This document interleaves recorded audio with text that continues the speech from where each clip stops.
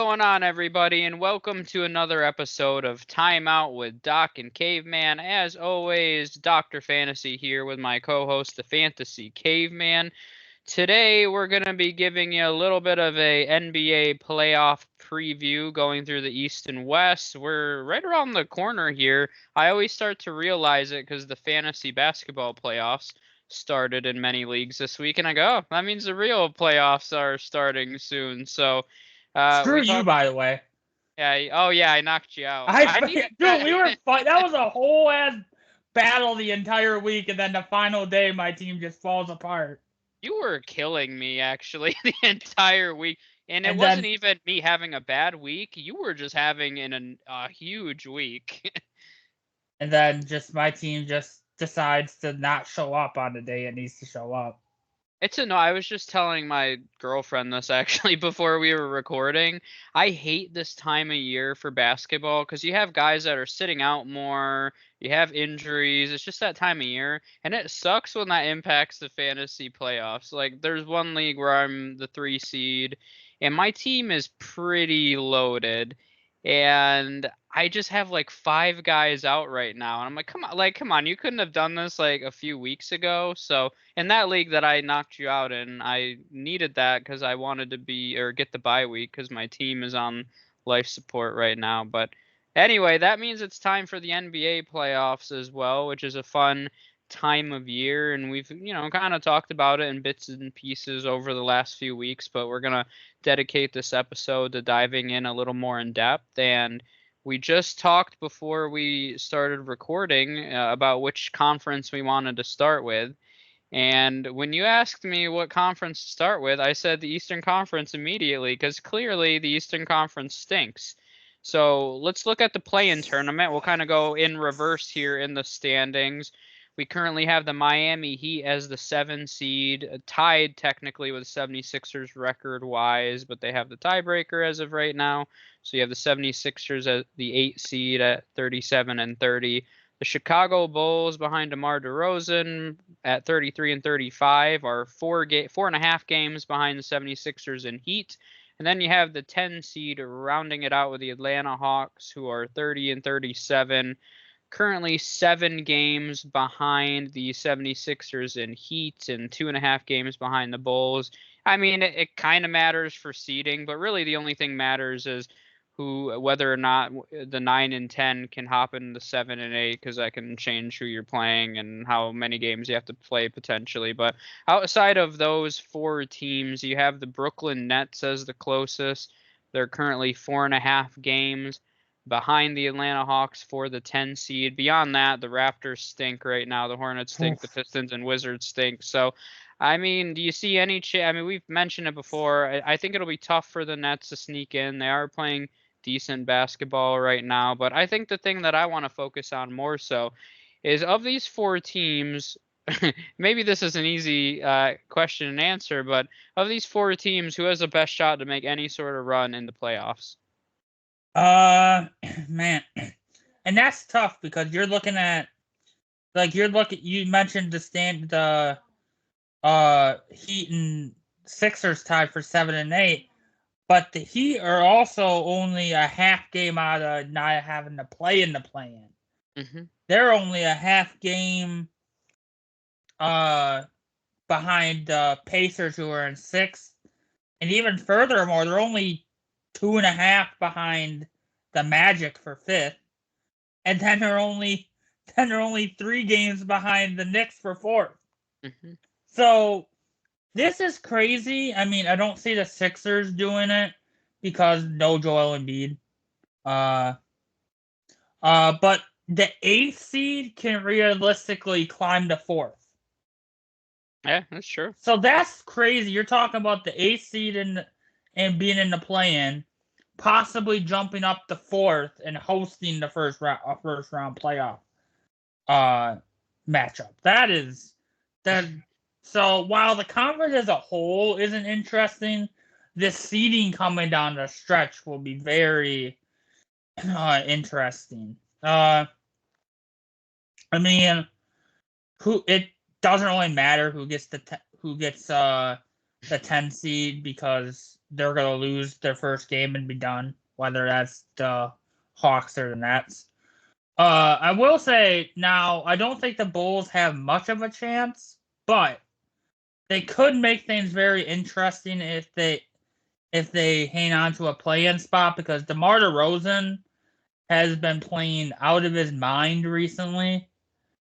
So he's making the Bulls at least, if you're talking, he could potentially, cause havoc for Miami, or definitely Philly. If they end up playing Philly for a chance to make the playoffs, especially with no Joel Embiid, I think the Bulls can beat the 76ers.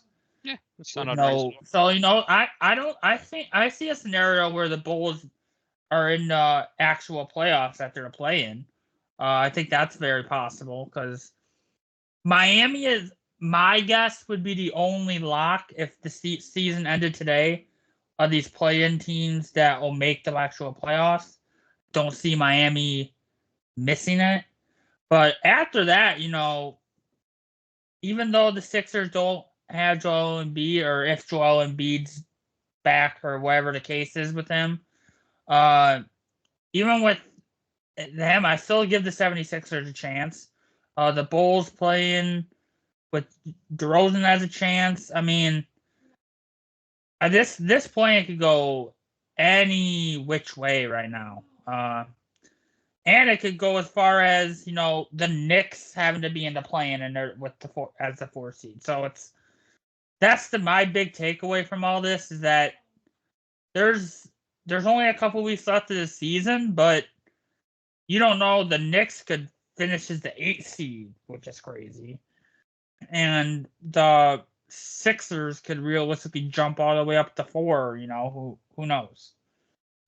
Yeah, I mean, those aren't unreasonable scenarios. And I mean, the reality is, the easy answer is it's the Heat. If it was to stay the same today, I mean, as a play-in team just a year ago, they made it pretty darn far, I would say. They made it to the NBA Finals as a play-in team. So I think that for obvious reasons, this is the Heat's time of year. Great coaching, and having that veteran presence does tend to make a little bit of a difference this time of year, and the Miami Heat check both of those boxes. So I don't really think it's any question. Do I think that the Heat could jump out of the play-in tournament? I also think it's a strong possibility. I mean, the Orlando Magic actually have the best record over the last 10 games of any team in the league, tied with the Nuggets and the Celtics. So, because that would be the team that maybe you say, the Magic, it's a long season, it's a young team, maybe they end up dropping out, but they just keep, blowing everybody's expectations out of the water. So I personally am not betting against the Magic at this point, because teams like this that are playing their best basketball when it counts, you have to pay attention. That's just the reality. And when you start looking at the Pacers, not really clicking right now, they had a lot of moving pieces coming in and out. I mean, I wouldn't be surprised if the Pacers snuck themselves into the play-in tournament and the Heat found themselves in the 6th seed. I just think the Knicks are too well-rounded to fall out of the playoff. And of course, theoretically, it could happen. I mean, you just said they're only 3 games out of falling into the play-in tournament, but I just think the Knicks are too talented. They seem to be clicking. I also trust them a little more because I think Jalen Brunson is one of those guys who will put the team on his shoulder when they need to win some games. And I'm not saying Tyrese Halliburton can't be that, but he's not as much of the scoring threat that Jalen Brunson is. He might be more of a facilitator, but I don't know on that Pacers team, if there's one guy you're like, we need to win a game, are you confident that Tyrese Halliburton can offensively put a team on his shoulders scoring wise? I have hesitation saying that. So I think when you combine that with just the Knicks' overall talent, I mean, my prediction at this point would be the Heat jump and the Pacers end up dropping. Either way, the Pacers are going to win and get one of those play-in spots. So it's not the It sounds like it doesn't matter, but also at the end of the day, the Celtics and Bucks are going to be the 1 and 2 seeds. I mean, they don't have to be. The Bucks are only a game and a half out, but Yeah, that's about to say, yeah. I'd be surprised at this point. I mean, I'd lock the Bucks in personally as the number and the Cavaliers are playing like trash right now, if we're being real about it. So, and the Knicks are playing without Julius Randle right now. yeah, and I mean they're still playing pretty darn well. So that's why to me, the play-in tournament does actually matter, because if it's the difference between the Pacers playing the Cavaliers or playing the Bucks or Celtics, that's a pretty big difference. I would personally say. So I mean, and the Bucks have had their struggles, but I mean, I wouldn't want to necessarily be matched up with them. And it goes. As long as we avoid, I just want the Bucks to avoid Miami. We don't. This has been a really. I don't know why. No matter how good or bad Miami is, like they give Milwaukee like trouble. It don't matter if they're the worst team in the league. They always seem to give Milwaukee trouble. So as a Bucks fan, I kind of want to avoid Miami altogether.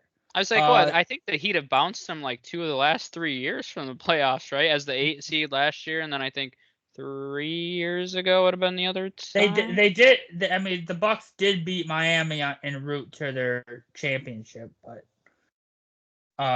one time.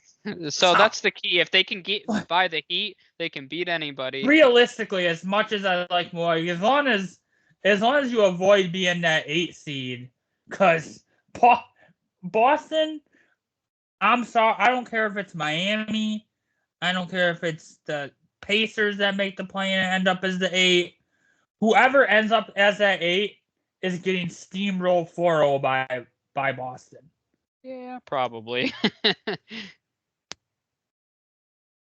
That's probably not too much of a question at this point. But yeah, I mean, I think you're set up for some pretty well. I guess we're already talking, so we'll go and keep talking about some of the teams at the top of the standings here. I mean, I think there's some potential for some intriguing matchups here. I mean, the Knicks and Magic have been lined up in the playoffs for the last few weeks as the 4 or 5 seed. That series is going 7 games. I know people would pick the Knicks and say, "Oh, no. This Magic team, I would not want to play them because they just have no fight. They're going to be scrappy and annoying." And it's I mean, they're not going to be matched up with the Celtics. Theoretically, they could, but most likely not. Like the Celtics, I think it would be a 6-game series, and that sounds crazy to say, but I feel like the Celtics. That is a bit crazy to say. It is, but I think the Celtics are going to be a little bit on cruise control in the first round because they're looking at the championship. So I think the Magic could catch them at least once, but I wouldn't be surprised if they snuck a second win in there. But anyway, so I think it'll be interesting to see if that ends up being the first round matchup. I would think it would be boring from a most basketball fan standpoint, but defensively just a really gritty long series, probably the type where every other series is over and we're like, can you guys get on with this so we can move on to the next round? I'm also intrigued to see how the Cavaliers perform. They have a lot of new pieces and I think they have championship upside. They're not playing like that right now, but can they live up to that during the playoffs and go on a run? So you have some interesting scenarios. So beyond the play-in tournament,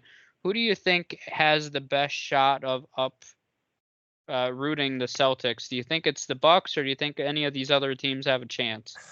I mean, the way Boston has been playing, I think if they don't at least make the finals, if they don't win the finals at this point, honestly, it's a disappointing season for them. And if you're really thinking about the role Boston is on, I think you'd be lying if you said anybody other than Milwaukee has any shot of beating them. I think I really like Cleveland's playing well. I mean, not right now, but as on the season they've been playing well. I mean, Miami would be interesting, I guess. But if you're really being honest with yourself, Milwaukee is the only team with any realistic chance of knocking off Boston in the East. Do you agree? Do you agree there? Yeah, I mean, if I was going to pick another team that could, I mean, I wouldn't pick them in a series, but if we were going to be less boring and say, is there another team outside of Milwaukee? I think the Knicks are the most likely The to, Knicks is especially if yeah. Julius Randle is healthy. If I mean, just because, I don't know, Boston down low is still questionable sometimes. I mean, they have old Al Horford and they have Porzingis. yeah, I mean, Porzingis has been good, but yeah, I just think Julius Randle could cause a potential problem for them. So, yeah, not that I'd pick them in a series, but I could see them at least being competitive. I couldn't even. I as a Bucks fan, I don't even know if I can. I don't even know if I could pick. I don't know if I would bet on Milwaukee beating Boston at this point. Like Boston's on a different level than the rest of the league, for to be honest. I think the most dangerous part of it is that very rarely does a team that talented and that good have a chip on their shoulder. And they very darn well should have a chip on their shoulder because they've underperformed the last 2 years in the playoffs. So you combine the pure talent and the team chemistry and all the coach, everything has been on point. Plus, they have motivation and incentive with a chip on their shoulder. Yeah, I mean, I don't really know how you beat that at this point. But I mean, the bigger question for them becomes hopefully the Nuggets don't make it to the finals because the Nuggets have their number. They haven't dominated them in the regular season. I think they beat them twice now by a combined like 8 points or 11 points. It's not a high number, so they've been really tight, close games. But that's a bigger question for the Celtics, I think, at this point. Very few people are going to be betting against them in the Eastern Conference, but who is their best chance at winning in the West, I think, is the bigger question. Yeah, I mean, Milwaukee has a shot because you have Giannis, and you have Dame Lillard hasn't been the greatest in stretches this season. He really like overall, I say it's been a bit of a disappointing season in Milwaukee so far. But we know what Damian Lillard can do, and Damian Lillard is definitely motivated to win a championship. Yeah. I think so. Put him in a playoff scenario with Giannis, especially. It's weird because Middleton's been in and out. We haven't seen their big three play a lot this season. Mainly because Middleton just got back from his like 8th stint of missing time this season.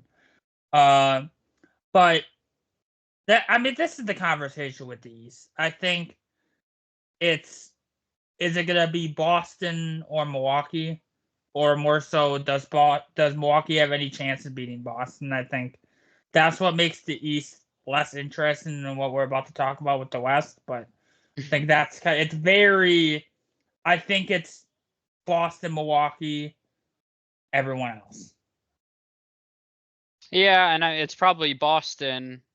And that Boston, Boston it's Boston at the top, Milwaukee like a run or two below, and then 10 rings below is everyone else. Yeah, and I will say, because I was all on the Cavs bandwagon, and I still do think they have a lot of upside. We do have to mention that three of their starters have been out for a little bit now with Donovan Mitchell, Max Strus, and Evan Mobley. So, I mean, if they can get healthy again, I still like their talent and upside. And Donovan Mitchell is the kind of guy that can put a team on his back as well. But yeah, I mean, overall, I think the sentiment is that it's the Celtics or bust, and then if the Bucks want to wake up for a 7-game series and put the pedal to the metal and the Celtics are just really playing poorly, then maybe I can see. But that's the thing, right? This isn't like the NFL where it's one game.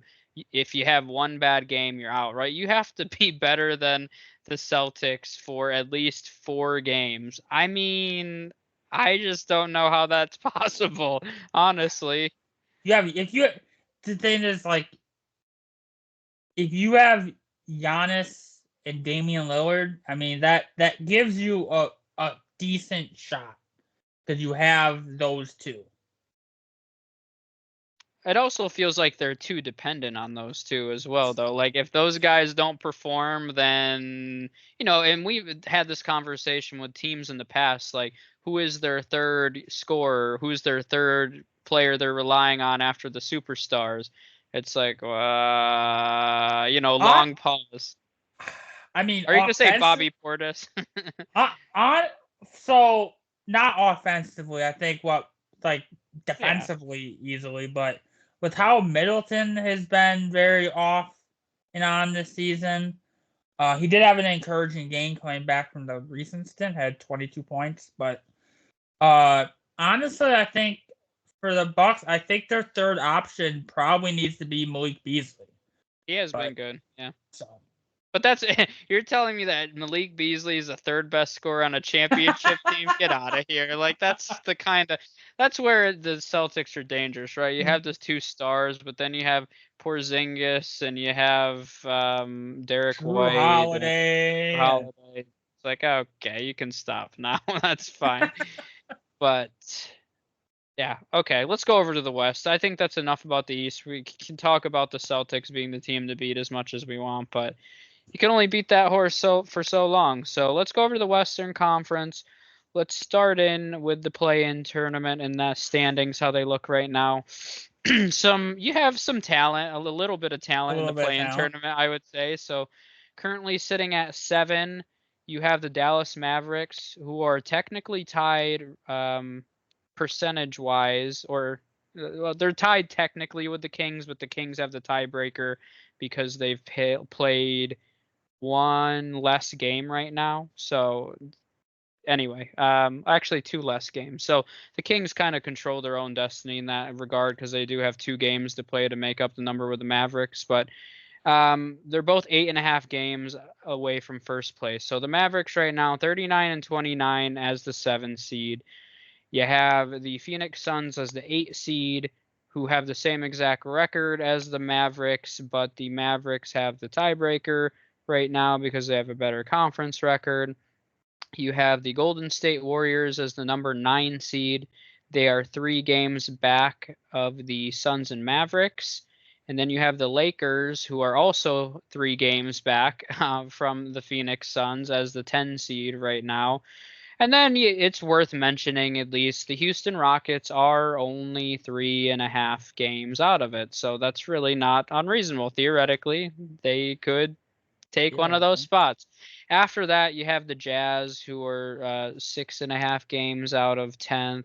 And then the Grizzlies, Trailblazers, and Spurs stink. And the Trailblazers and the Spurs, I believe, are both officially eliminated now. So really, it comes down to those 4 teams and the Rockets. But if you're looking above in the standings as well, once again, very close here. Theoretically, somebody could take over and move all the way up to 4, right? I mean, the Mavericks are only 3.5 games behind the Clippers as the 4 seed right now, 2.5 games behind the Pelicans in the 5 seed, and then the Kings, like I said, they're both 8.5 games. So the Kings could easily lose those 2 games and be tied once again with the Mavericks and be in a position to fall out. So this is a mess, if we're being honest about it. As of right now, the talent level is crazy. I mean, you're looking at Luka, Kevin Durant, Devin Booker, Steph Curry, LeBron James, Anthony Davis, all being on play-in teams right now, and that's absolutely ridiculous. So let's sort through it. I mean, what do you think? Do you think that this is going to stay the way it is now? Do you think somebody ends up falling into the play-in tournament? Break it down here. This is interesting. Okay, so we mentioned Houston Rockets enough. They're not need to be talked about anymore. So respectfully, we talked about it. Their last 5 wins, 3 of them have been against the worst teams in the league. So I don't expect anything out of them. But this is what's interesting here, right? Because we have a scenario where if it stands right now, you got in the play-in, you got the Dallas Mavericks with Luka and Kyrie, who seems like maybe he's back to superstar vintage Kyrie with that game winner the other night versus Denver. So that shows something, possibly. And then you got Steph Curry versus LeBron and the other play-in matchup. Like that, as an NBA fan, you want things to stay exactly the way they are right now.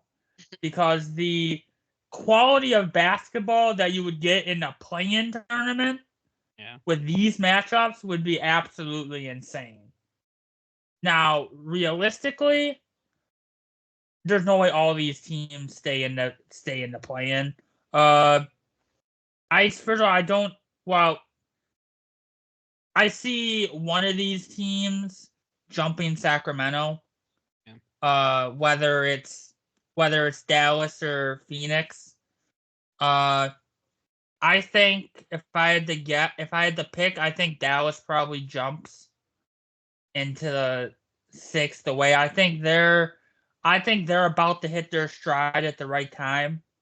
I think the way Luka's been playing, which it's a shame that the regular season MVP award basically goes to the best player with the best record in the best conference.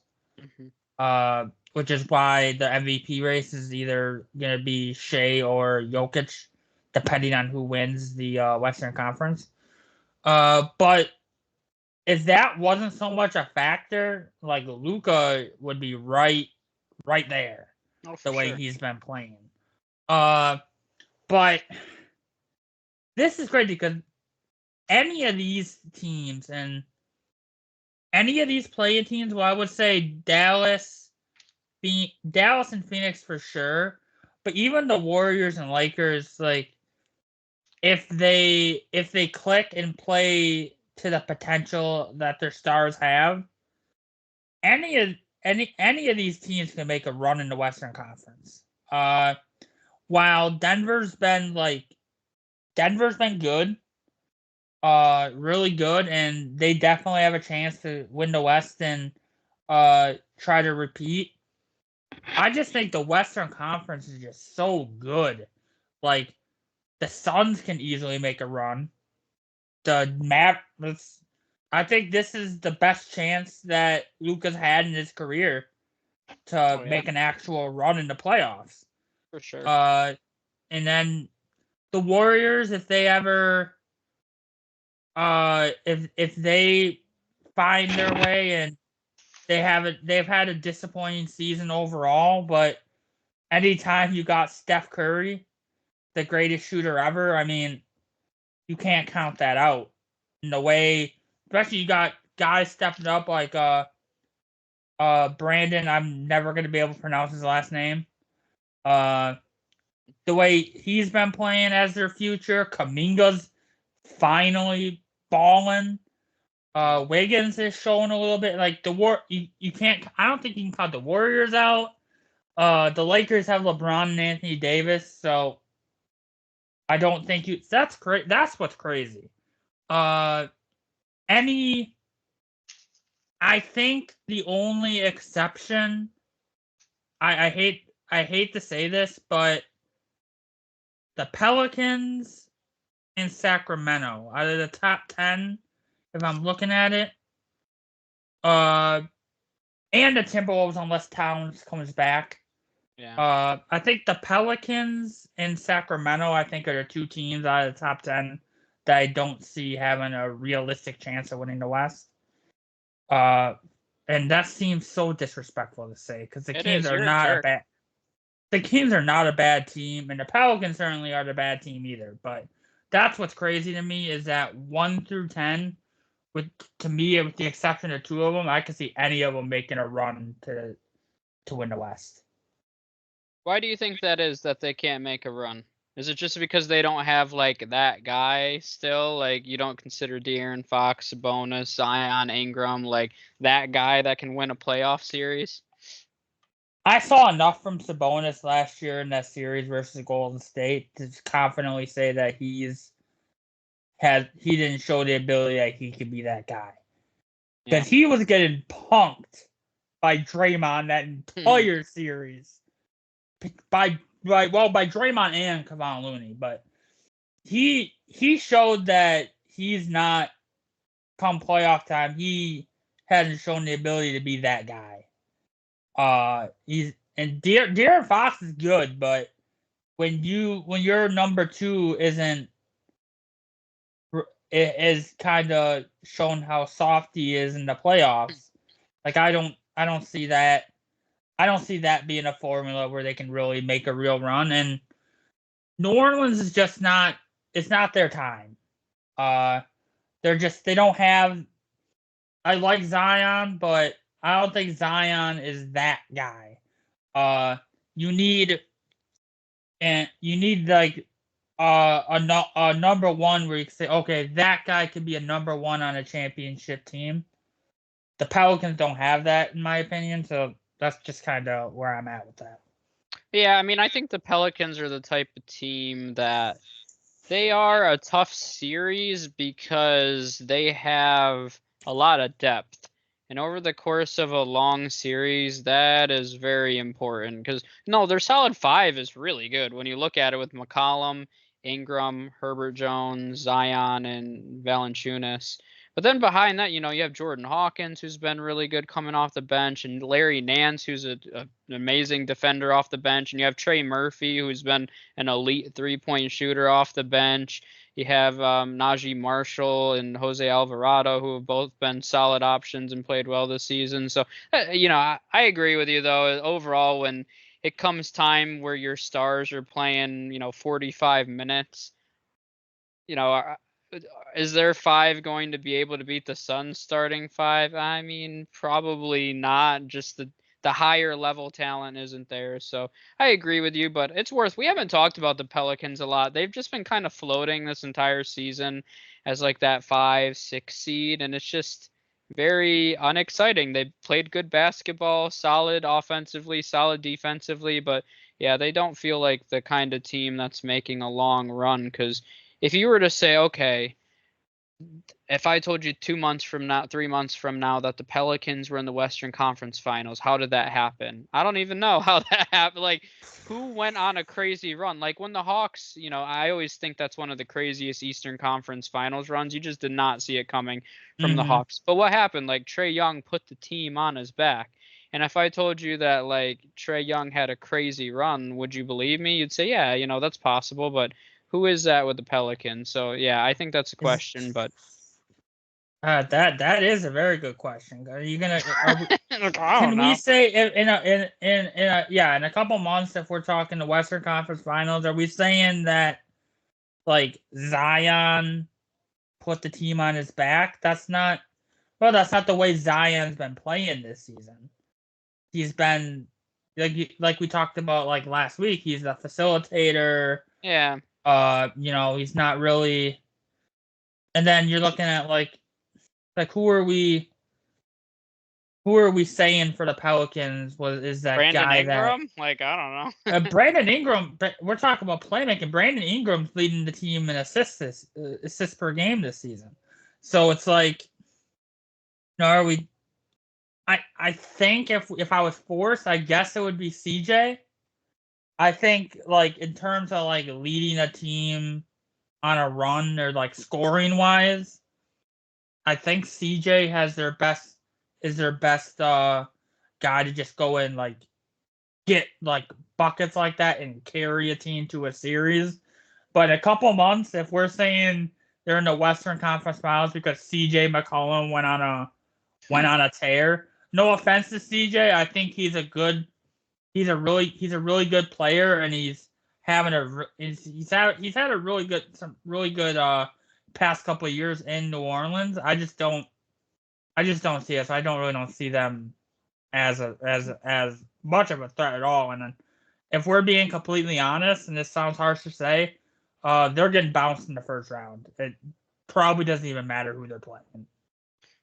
Yeah, realistically, it probably doesn't. It's funny because what show was I watching? I forget if it was like Charles Barkley or someone said that he thinks the Pelicans could be the Western Conference team to watch out for to make it to the finals. And I'm like, I mean, if he's right, then you deserve every award ever created, because that would be an amazing call at this point. But I mean, I wouldn't even be surprised if the Timberwolves made the finals. Like, let's be real. They've been playing really good basketball still without Karl Anthony Towns. Yeah, but Anthony Edwards has been playing on a different level, and then you have Mike Conley, and you have, you know, a great defender, defensive player of the year, and Rudy Gobert. Like, it, I mean, I it think could they happen. would need. I think they would need Towns to make a finals run, but A finals run, probably, yeah, because you're a talking run. like, so as it stands right now, the Timberwolves would play the Kings in the first round. I mean, I think That's the easy. Timberwolves I can think. beat the, I think I think the Timberwolves would beat the Kings without Towns. yeah, I would agree with that. So then It right now, might be like it won't be a sweep. It might be like a solid 6-gamer or something. But yeah, I don't think that's unreasonable. And then as of right now, the Nuggets are the 2 seed, so then the Timberwolves would be lined up with the Nuggets. But let's just say that the Thunder fall to the 2 seed, so the Timberwolves play the Thunder in the second round. I mean, like, it's not disrespecting the Thunder. I'd probably choose the Thunder in that series, but would it shock me if the Timberwolves without Karl Anthony Towns beat the Thunder? Honestly, it wouldn't. This is their first it taste would of the not. playoffs, so I mean, there's your path to the Western Conference Finals. Then they're probably playing, like, you know, the most likely the Nuggets in the finals if that was the scenario. But yeah, so it wouldn't surprise me. So I agree overall. I think the most surprising would be the Pelicans and Kings. The Clippers are always going to be a question mark because no one ever knows what's really going on with them. Health That's wise, health wise, and that's I don't. they are the most frustrating team in the league Yeah, because ever. this team at 100%, you got Kawhi Leonard, you got Paul George, you got James Harden, who actually plays defense now, Yeah, what the heck is happening? and I mean Russell Westbrook now, but Russell, you got those four, all those four at 100%. Like, that's a team that could win a championship. That is the team with if those it's a massive if at this point. If that team with those guys are 100%, that team could beat Boston. I'm sorry, but those four guys at 100%, Oh yeah. but the realistic scenario is Paul George and Kawhi have been so banged up like this season still. They're just not going to be 100% in the playoffs. No. And that's what's the disappointing thing about it. So, I mean, they can still make a run, clearly, if those guys are playing. But the bigger question for me is, and this is much more interesting in the Western Conference, if you had to pick one of these teams, the Mavericks, the Suns, the Warriors, or the Lakers, 4 teams who I can all see making the finals, pick one of these teams to come out of the West. I think it'd be the Mavericks. You think it's the Mavericks? I think I don't want to say easily because that sounds very disrespectful. But I don't believe in the Warriors or Lakers. I think the Lakers are just getting to, like, at least with the Warriors, they have some young guys starting to come on, right? So you're balancing some youth with some older guys. I mean, with the Lakers at this point, I just feels like Austin Reeves. yeah, I mean, and Austin Reeves is all fine and dandy, but it just feels like a bunch of old dudes and Austin Reeves thrown together. Like, they got Rui Hachimura. Oh yeah, no, screw him. But no, seriously though, I don't know. I don't see them making a deep run. I really don't. I don't think they have the depth. I don't think I mean, they have the upper level talent with LeBron and Anthony Davis, I suppose, but I don't think they have it this year. And the big reason for me too is they've been really not great defensively. And if you told me Anthony Davis and that crew was playing top notch defensively, you might convince me they can make a run. But if they can't play defense, I don't think they have the scoring punch to make a run. I just don't think they have it. And I think it's the same with the Warriors. There's too much talent, young talent in the Western Conference and the league as a whole. I just think it's tough for these teams to make a run. Not that it can't happen, The Suns, I think, definitely can. They have a mix of all the above, a good, well-rounded team. But just based on what I've seen with the Mavericks, with this newly assembled roster post-trade deadline, this is what Luka has wanted, right? And they have a winning formula right now. We saw this with Steph Curry.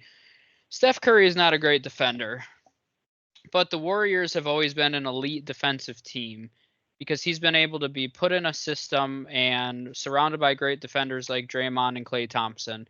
And I feel like the Mavericks are slowly starting to be built that way. They know at this point Luka's just not an elite defender. That's just not what he's going to be at this point.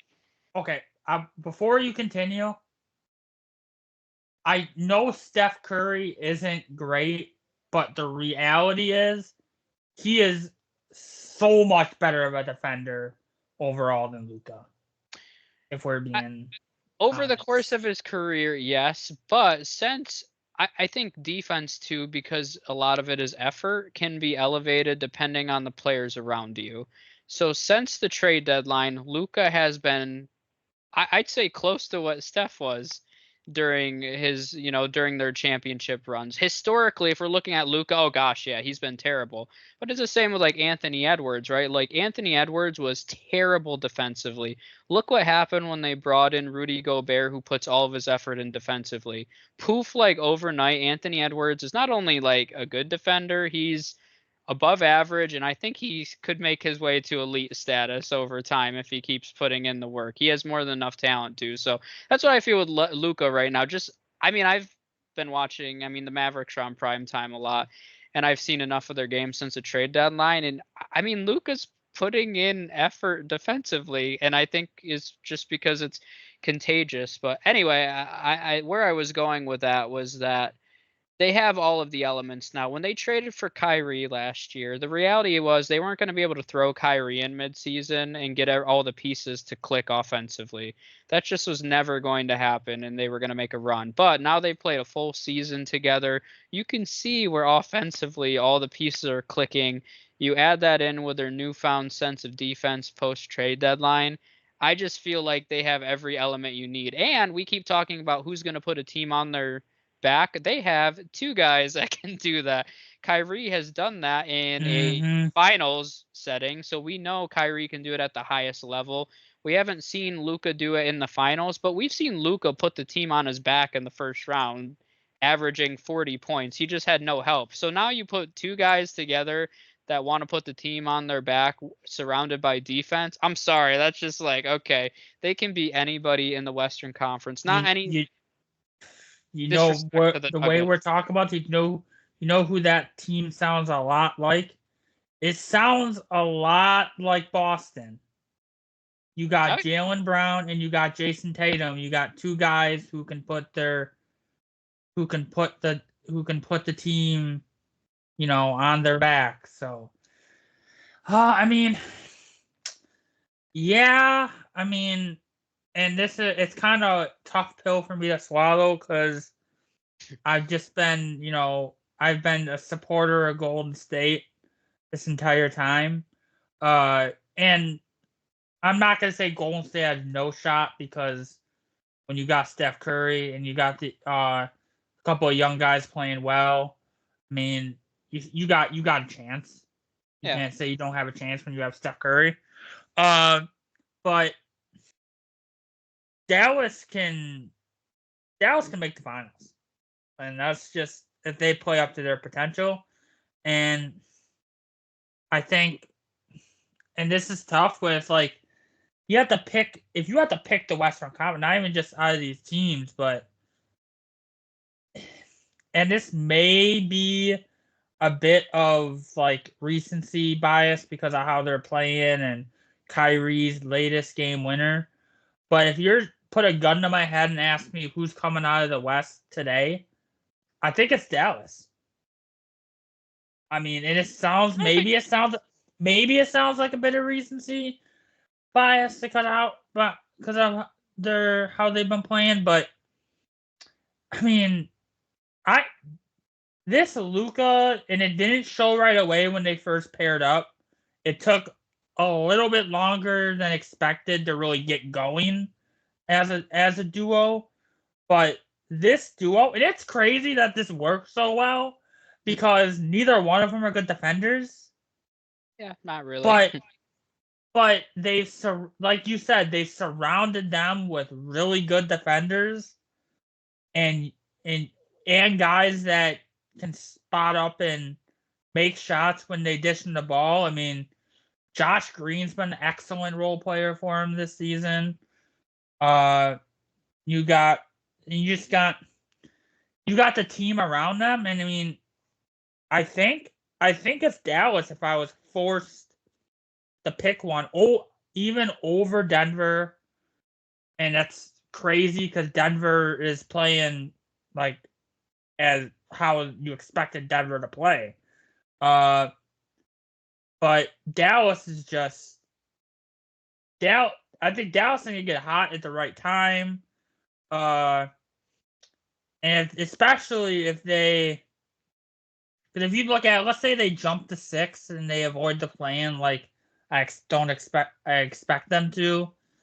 You're talking them being matched up with right now. If they jump to 6 and match up with the Timberwolves, I would feel so bad for the Timberwolves if they drew Dallas in the first round, because especially with Towns either not there or not at 100%, like that's rough for the Timberwolves, who have, that'd be kind of a letdown given the season they've had. But what about you?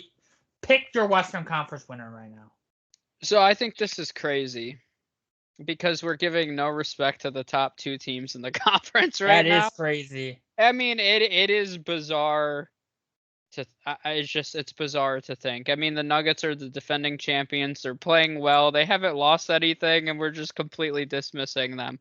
I'm gonna say someone crazy. I actually, we haven't even talked about them yet. I actually think it would be the Thunder. I actually really believe in what the Thunder have built, and I read a lot into like chips on their shoulder.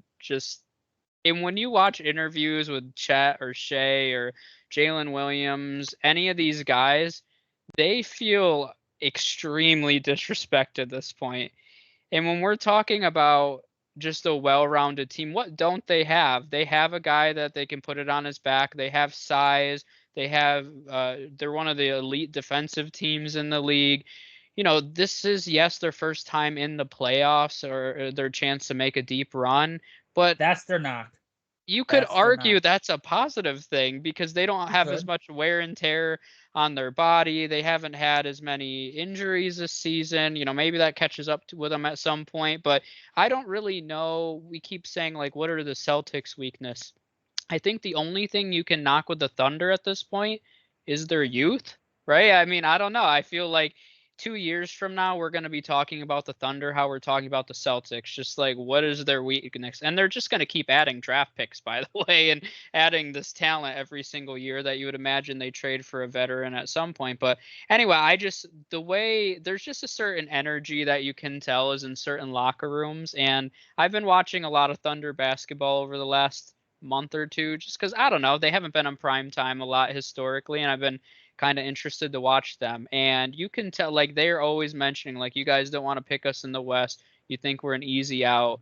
Like, just wait. Like, we're going to surprise everyone. And I believe them, honestly. Like, I think that they can do it. And I think they're going to have a really tough road to do it. I mean, if we're talking about looking at their road right now, they're going to play the 8 seed, which is not going to be an easy matchup. No matter who comes out of that. You could argue that it would almost do them better if they were like the 3 seed and they played like the Kings or the Pelicans or, a team like that. It would almost serve them better to be a 3, 4, or 5 seed at this point.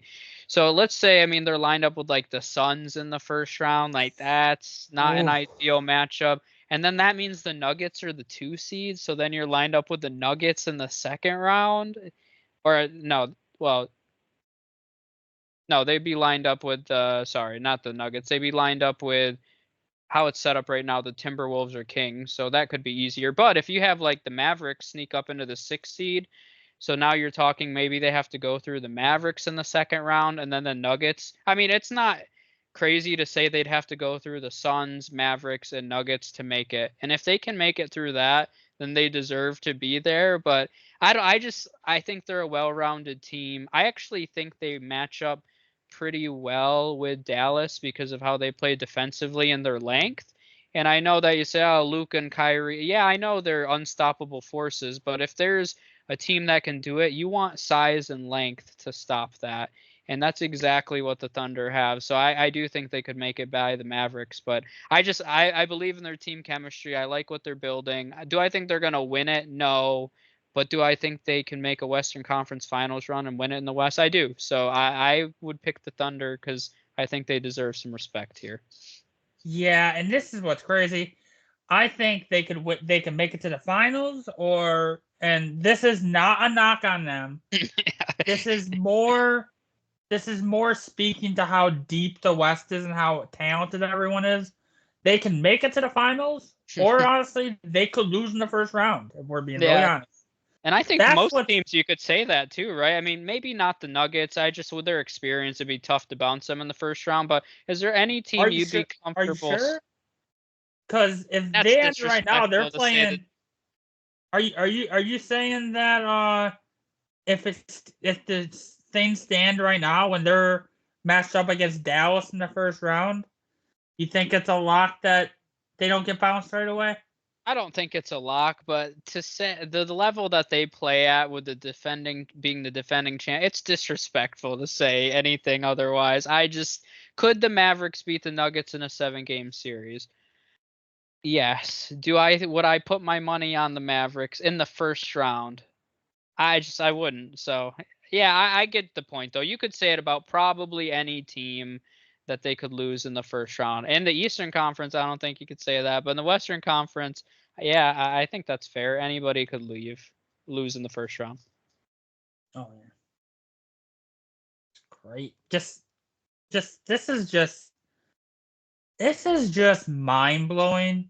Like the difference between the two conferences. And it's crazy because the East has a lot of very talented they have really solid teams. But it's just crazy the level difference in the level of competition. What's even crazier is that all these teams that we're talking about in the West that can make a finals run, we're really not talking about any of them being able to beat Boston. There's all these teams in the West that are, can make a run to the finals, and then there's still Boston above them. I mean, you bring up a good point, though. What team in the West do you think has the best chance to beat the Celtics? I think that the Thunder would probably get manhandled by the Celtics. I don't think the Thunder could really, they match up kind of well defensively, but offensively, I think the Boston's defense would I think they would eat the Thunder alive. Defense.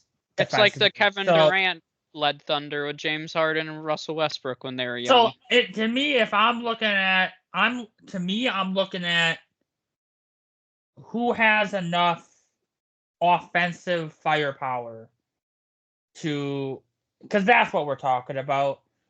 Do they have enough offensive firepower to outweigh how good Boston is defensively? And I'm going with Dallas. I mean, I've so jumped on Dallas's my pick. I'm jumping on if you're I'm looking at who has the offensive firepower. I would say Dallas or Denver, because Denver does have a lot of offensive firepower with Jokic, Jamal Murray, and Michael Porter, and Aaron Gordon. They have a ton of offensive pieces. I would say the Clippers, but I just can't rely. You can't rely on them to stay healthy. So I mean, if I had to pick one, I think it's Dallas if they make it, just because Luka and Kyrie is a lot to handle defensively. Especially if they're both clicking and on their A game. So what say you? Who would be I your don't pick? think. And I mean, I let you kind of have the spotlight with the Mavericks, but I don't disagree. Well, I mean, I talked about them too, I guess, but I mean, I don't disagree with any of that. I mean, I think that if I weren't to pick the Thunder, that I would pick the Mavericks to make a run and be the Western Conference champions. I worry defensively, and I know the Mavericks are improved defensively. Do I think that they match up overly well with the Celtics? I don't know, honestly. I mean, I think there's something to be said. You could go both ways with the Nuggets, right? You could say like they have their numbers, so it's almost like they have this hold on the Celtics right now. But you could also say like that motivates the Celtics more to want to beat I honestly the don't at this Nuggets. point with this Celtics team, because this isn't the same Celtics team as last year. This is a Oh, much improved and better team. So I don't think, to me, that doesn't really play a factor. But yeah. So I just think it's the Nuggets still. They know how to win a championship. It's a 7-game series. It's once again, when you're going against a team like the Nuggets, to be able to beat them 4 times in a 7-game series, it's not an easy task. You're going to have to fight every single night. You're going to have to be clutch. You're going to have to be on your A game. You can't slip up, because the Nuggets, to me, and it's the reason they're kind of boring, they're just like the epitome of consistency. It's like when the Spurs were in their heyday with Tim Duncan and Tony Parker, Manu Ginobili. They were not an exciting team to watch, but you had to be on your A game every single night because you knew exactly what they were bringing, and they were going to bring their A game. The Nuggets very rarely have a really bad night overall. Like, they might struggle, shooting threes, but then they just make up for it by pounding the paint and playing better defense. They might be on their A game 3 point. Like, not everything's always clicking, but they always put it together to where you have to be on your game. So I think that's why I'd still have to go with the Nuggets. They have the experience, they have the talent, they have everything defensively. It's hard for me not to say them. yeah, and my point, but you mentioned the key thing. We're talking about who can come up clutch, and it once again goes to, if we're talking about guys that can come up clutch, and we're looking at all these teams, who are two of the guys that you say can come up clutch? They're both on the same team. You got Luka and you got Kyrie, two of the most clutch guys in the game right now. And I just Dallas, as much as I've been talking up Dallas, they're not beating Boston, and I don't. At least they shouldn't be favored to beat Boston by any stretch. But if I'm picking a team, I'm still like, out of everybody in the league, I still think it's Milwaukee in terms of who has the best chance to beat Boston in a 7-game series. But I think it's Milwaukee, and then I think it's Dallas. So that would be kind of that's kind of where I'm at. Okay, so you got the Celtics and the Mavericks in the finals, right? I'm trying to think. We did one mid-season as well. Not mid-season, but when we did our first episode, I think I had the Clippers beating the Celtics in the finals preseason. That was my preseason pick. I mean, I'm going Celtics over the Thunder in 4 games. I'm sorry, Thunder, you're getting swept in the finals. Okay, first of all, yes, I'm gonna go, and I'm gonna be as a basketball fan, and not my own personal hopes. I'm obviously not going to pick Milwaukee. I want Milwaukee to win. I hope they do. But realistically, if I'm thinking logically, it's going to be Boston, and I'm going to go Dallas. I think it's. I'm going to go. I would pick right now. I'd pick Boston in 6. Yeah, that seems fair. I think just because I don't think. I think there'd be a game or two in that series where either Luka or Kyrie is just gonna come up with clutch shot after clutch shot in the fourth. Because like if the Mavericks can manage to keep the game within reach and close, and be able to do enough offensively to not have the game out of reach in the fourth quarter, you got two guys that can win games. Yeah, no, I don't disagree with that, and it feels like that this combination, at some point, maybe it's not this year, the Luka Kyrie combination will win a championship. It feels that way. It feels like they're trending in that direction. And I'll say just overall, and I know I've mentioned it in previous episodes, but I just want to highlight it since we're talking about the playoffs right now. This is probably the most parity I can remember seeing in the NBA in like ever. So I'm really excited for this time of year. I really do kind of dread the playoffs in the NBA a lot of years. If I'm being like truly honest with myself, because you're like, oh great, we're gonna see the Warriors and Cavaliers again, yippee ki But this year it's like, I don't know, like yeah, it's probably the Celtics, but to have one half of the league like completely wide open to where 10 teams are in the running to make a run, I mean, that's insanity, and that makes it exciting, and we have to take it while we can, because I could see a scenario. I mean, a lot of these teams in the Western Conference outside of the Thunder and the Timberwolves, I guess, are a little older. Like, I mean, realistically, the Lakers, the Warriors, and the Suns. I mean, I guess the Suns have Devin Booker, but they're going to be going Clippers through. as well.